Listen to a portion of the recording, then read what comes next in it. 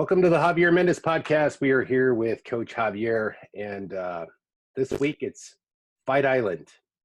Yaz Island. Javier's already been there before. Looks like a beautiful place. But it's been really interesting how people have been getting knocked off the card by Corona. I mean, we've had Jorge Masvidal's corner knocked off, because he has COVID. And then we had a couple of the fighters knocked off too. So this stuff is real. It's within, 1 out of 10 people, almost, it seems. It's crazy, Were you? Yeah, it's definitely crazy, definitely sad. People have lost their lives. People that I know have lost their lives. Parents have died. People have died. On a numbers game, it's not as big a number as they said at the beginning. But the actual reality is that it actually does kill people. And I actually know a few people already. Khabib's dad, died as a result of COVID that caused other complications.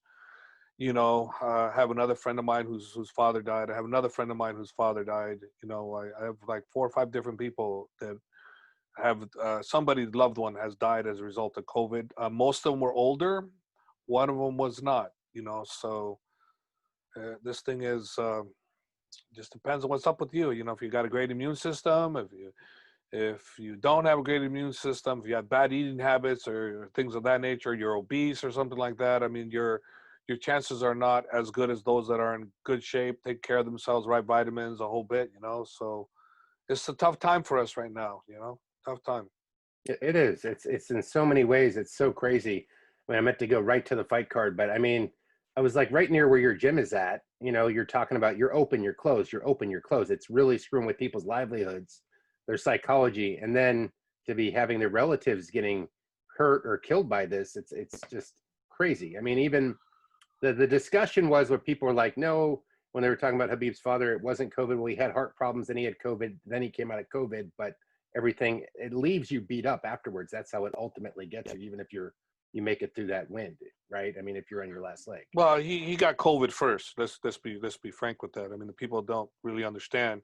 It was COVID that led to the heart position, because the condition he was in, and it affected that. And then, and when they got that taken care of, it went to his brain. And when it went to his brain, that was when lights out. It's I mean, he was struggling all the way through. For all the time he was in Moscow under the best physician care, the damage was done, and it was just a matter of, can they save him? Will they be able to save them? Is there enough time? And apparently there wasn't. As much as we wanted his father to be around, as much as I wanted him to be around, as many tears as we all spent, shedding and praying to God, and at the end, God decided He's taking them. So, what are we to do? Believe He's in good hands, and God's taking care of him. And I mean, that's the best we can think of. We can't believe or think of anything else that's worse. It's, we have to think the best, and the best is He's in God's hands now. And otherwise we're gonna be negative. Well, why did he have to go so young? He was so value, and we don't know why. We don't know why God does what He does. We just know He does it.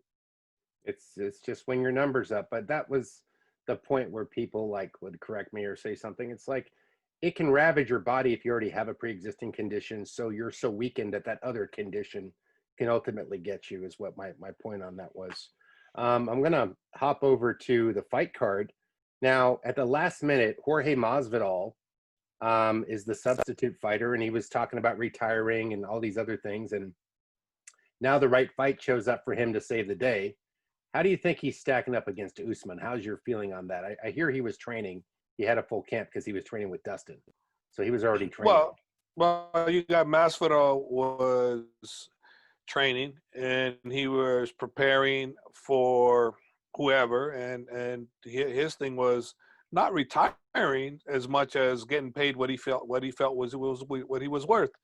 The UFC, of course, is going to do what's best for the company. George is doing what's best for his company, and that's for the most money. And unfortunately, the matchups that were available to him, the UFC didn't see the numbers as equaling out for them to benefit, giving him what he wanted. And under the circumstances, this fight falling apart, probably the pay-per-view number that it could generate, now that he's fighting the champ, maybe it changed for George and the numbers changed. It's better suited for him. So the combination worked out better. It's for instance, like anything, right? Connor fights this person, he'll make so much. He fights that person, he makes a lot more. Well, it's the same scenario, Masvidal to fight somebody else that's not the champ. I don't think the UFC saw the numbers as being right for them, but to fight the champ, I think the numbers are correct for them, and that's why he got what he wanted, and I'm happy for him. And this is not the end of the line for fighters always wanting more. They're always going to be thinking they want more, they need more, and they deserve more. Maybe yes, maybe no. I don't know because I'm not behind the numbers. I just know that this is nothing new. This has been going on forever, from the Tito Ortiz to before even then. They all want more. They all want more. It's always going to be that case. Do the fighters deserve more? Absolutely, they deserve more. They deserve to look and see what the final payout is and what their cut is, and it should be the lion's share. But will that ever happen? I don't know, because I'll never be able to see the numbers. And once you can see the numbers, then you know who's getting paid what. But until then, you try to do the best you can to get the most you can. And I'm happy for George. And obviously, it worked out for the UFC. Otherwise, they wouldn't have done it. So good for him. As far as the fight itself, he's going up against a guy that it's probably the worst kind of matchup for George, which is, a great wrestler, but this great wrestler likes to stand. So we'll see how much of it he does with George. My prediction is he'll do some, but once he sees that it's not to his benefit to stand with George, he's going to take George down or attempt to take him down. And I think he will take him down. It's a matter of, can George get up? George is vastly experienced, so he's going to be able to do a lot. George is going to be able to do a lot. He's not going to be take me down and smash me type thing. But at the end of the day, I'm just not sure he's going to be able to do enough to take it from the champ. And it's going to come down to the wrestling. The wrestling is the key factor. And I just don't think he has enough in the tank and experience to deal with a wrestler of this caliber. I mean, yeah, if you go back to the Colby Covington and Usman fight, then you're going to go, oh, yeah, he can do great. Well, if you go back to that fight and Usman fights like that, I'm going to take Masvidal. Masvidal going to kick his ass, in my opinion. But Right. that ain't going to happen. That ain't going to happen. The champ is too smart. He's going to come out, play his game, and his game is basically, I'm a wrestler first game. And he's going to work taking his butt down, and that's it. Like Covington, who's a wrestler himself, he decided he didn't want to take, Usman down. He didn't want to take him down, so they didn't even try. They really didn't even try, neither one of them. They knew where their best fight was for both of them, and it was in the stand-up. But on that one there, Colby's stand-up, to me, was really close. Their stand-up was really close to each other. So that was a matter of will, whose stand-up is better. But in my opinion, you can't do that with George, because I really believe George's stand-up is above both of those guys. So they're going to have to utilize the wrestling and know. You can't let your brain get into that one and go, oh, I can stand with you. And you do that, that can run into problems. You need to go in there with the understanding this guy's had vast years of training in the striking department, and he's really, really, really good. So we don't really want to trade with him too much. We want to take him down, and that's what I think in the end is going to happen. I think that Usman's going to take him down and control him, submit him. I don't know about that. Beat him up really bad. I don't know about that. But wrestle him, I believe that's what's going to happen. Well, I mean, he does come from Club Kimbo, the street fights in Miami. He's a tough guy. But I think he saves the card. He gets the card more traction because of his popularity. I do see why he wants to cross up and pick on numbers like social media fights. Ooh, Nate Diaz versus me equals big pay-per-view. And he doesn't seem to agree that this one is as much, but it kind of does because it's Fight Island. So it just depends. I think this one's more. I think this one will do better because of the fact that it's a championship fight, and the fact that he beat Nate the way he did. I think that this one, people are really interested in this fight. And I think this definitely gets some more money. And I think it's warranted more money than the Nate fight. I definitely do. So he's not wrong. He's not wrong there for wanting more money or equal money. I don't know what he's getting, but he is not wrong whatsoever. This is the right fight for him to get more money. That's all I'm saying. And that's why he got more money. If it wasn't the right fight, the UFC is a very professional business. They're not going to give you more money if you're not worthy of what they're getting back. Well, that's what's so crazy about today is you can measure and predict pretty precisely what a fight's going to do based on Google trending, analytics, Instagram hits, and say, ooh, this one's a seller. nobody liked this one. So they can figure that out. They probably have a deep analytics team for the UFC that can kind of predict their pay-per-views, where it was a little archaic in the olden days. Like, well, it's pretty popular. I think it's going to work, and it was a crapshoot. But yeah, pretty much. And now we get also on this card, we get Volkanovski versus Holloway. Holloway wants to get back in the winning column. Volkanovski's been on such a streak. I mean, his record's pretty amazing. He's Volkanovski's 21-1. He hasn't lost a fight in a long time. It's been it looks like over 10 fights at what I'm saying. I mean, it's been that long. And then you've got Max, who's lost one, won one, lost to him recently, and he's trying to get back in that column. That was a pretty close fight last time.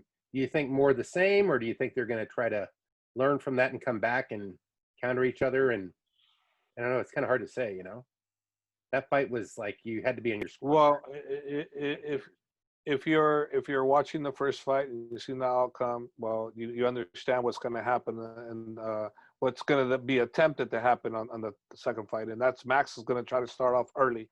He's not going to be slow started like he normally is. He has to start off early because the last one he came on strong later, not early. But can he? Will he able to start off early, or will he have to wait to his opponent gets tired, the champ gets tired a little bit before he can put on the heat? I don't know. I do know that he needs to start off earlier. He needs to be more active. And the last one was really close.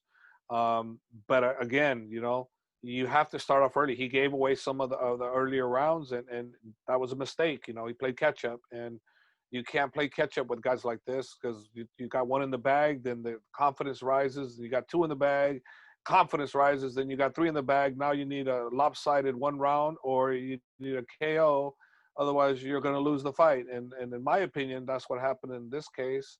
It was a little too late, to try to come out. Max, he's still young. He's only 28 years old. So it's not like he's over the hill and he's not punched out, or he's still coherent, and he's still one of the greatest. If I'm not mistaken, he's the greatest featherweight of all time. He's proven that, and him losing to this fight does not make it that he's not. He still is, and if he wins it, which he can, he's back right on top where he never left. He was still the best of all time, and if he maintains and gets his title back, that clinches any debate on whether he's the greatest, because I think he is the greatest featherweight of all time.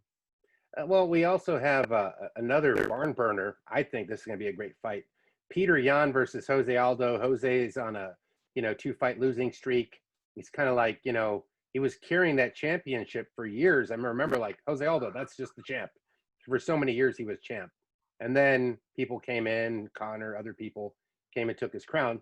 Petr Yan's a beast. I mean, they're looking, I guess, to build Petr, or, it's like, if you want to stay here and not be a gatekeeper, they're putting Jose in front of him. And still a competitive fight,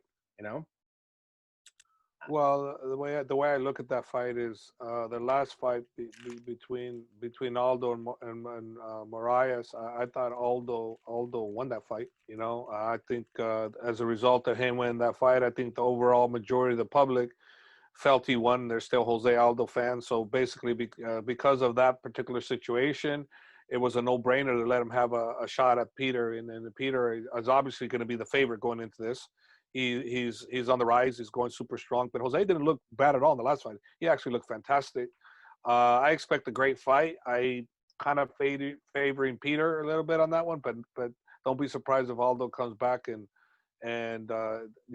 secures another title in another division. That could happen. But Petr, I think could just maybe be a little too much strength-wise, just a little too much. But we'll see. Aldo's faced individuals that were strong before, like Jose Aldo and whatnot, and he's done fantastic. So let's see what happens. Let's see what happens. It'll be pretty. Did exciting. I say Jose Aldo, or did I say? You said, yeah. Aldo fought himself. I meant Chad Mendez. Chad Mendez. Aldo fought himself. So yeah, when Aldo fought himself, he showed that he can handle himself, really well. So, but then he fight Chad Mendez. I wonder if they both fought Chad Mendez. They might have both fought him. Yeah, there you go. I'm right on the money with that one. They both fought Chad Mendez, and I think they both beat Chad pretty impressively, if I'm not mistaken.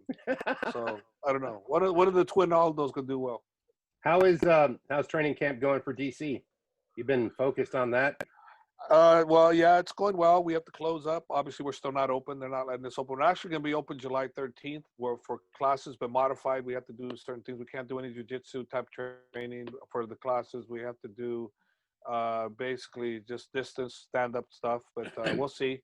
DC's training is going good. He's on point. Let's just hope nothing happens. Too many things are happening, and this world is unpredictable of all the drama and the COVID, the pandemic. Everything is just, this thing has caused such a mess that nothing surprises me anymore. Nothing.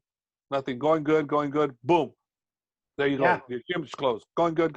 Boom. Oh, now your fight's canceled. Oh, next thing you know, your landlord wants the money. Oh, well, we have no income. Oh, it doesn't matter. Tough shit. Next thing you know, you're being taken to court. So many people are experiencing that where they're going and losing their business. And it's like, you shut us down, and that's what the government does. They shut you down, but they give you no way of making money. But they're not letting you, forgive your payments to the landlord, or there's no forgivable this. And if they forgive it, then you can do it at a later time. So in other words, you can pay 6 months from now, but then 6 months from now, you owe 6 times the amount you did that 1 month. There's no. It's just crazy the way it's going, and it's going to get worse before it gets better. And hopefully everybody survives, but I know a lot of people have not survived and will not survive. And I know I will, but it's still going to be tough. And on a float, we were talking the other day, and I'm like, what if I ran off to Europe? I did float the idea, aka Europa. People liked it. But it's easier said than done. I don't know the tax system of Europe and all this. There's a lot of complicated things, but it is an interesting idea. By the way, everybody, thank you for subscribing. We're making our podcast a little shorter. Hav's very busy, and dealing with Daniel's camp and all kinds of other things. So anyways, please subscribe. We'll be bringing you more content, and thanks for tuning in.